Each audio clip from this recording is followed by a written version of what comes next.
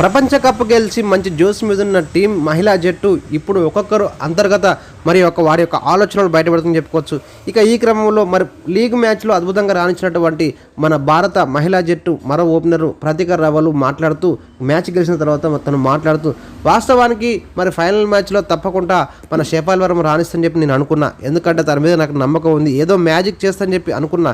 సెమీస్లో మంచి మరి భాగ్యస్వామి నిర్మిస్తాను అనుకుంటున్న వేళ అయితే తను విఫలం కావడంతో ఒక్కసారిగా బాధపడ్డా. అయితే ఫైనల్లో మాత్రం తప్పకుండా మ్యాజిక్ చేస్తానని చెప్పి అనుకున్నా.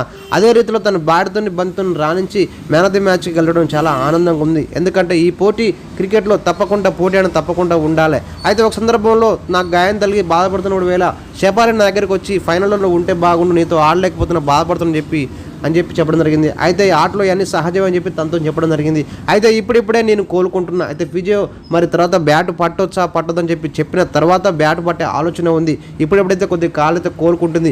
ఏదేమైనా కూడా టీమిండియా గెలిచిన విధానం అయితే అద్భుతం అని చెప్తుంది మన ప్రతీక రావల్. అయితే 2022 మరి అరగడి చేసినట్టు ప్రతీక రావల్ ఇప్పటివరకు 25 వన్డే మ్యాచ్లలో 1100 రన్స్ కొట్టడం జరిగింది. అయితే మంచి సగటుతో ఉన్నటువంటి ప్రతీక రావల్ లీగ్ స్టేజ్లో అద్భుతంగా రాణించినప్పటికీ దురదృష్టవశాత్తు బంగ్లా పైన చివరి లీగ్ మ్యాచ్లో మరి వర్షం పడంతో జరిగినటువంటి ఆ యొక్క మ్యాచ్లో కాలు ఒక్కసారిగా బెండ్ కావడంతో తను సెమీస్కు దూరం కావాల్సి వచ్చింది. ఏదేమైనా కూడా కప్ గెలిచిన ఆనందం ఎంతో ఆనందం చెప్పడం జరుగుతుంది మన ప్రతీక రావల్.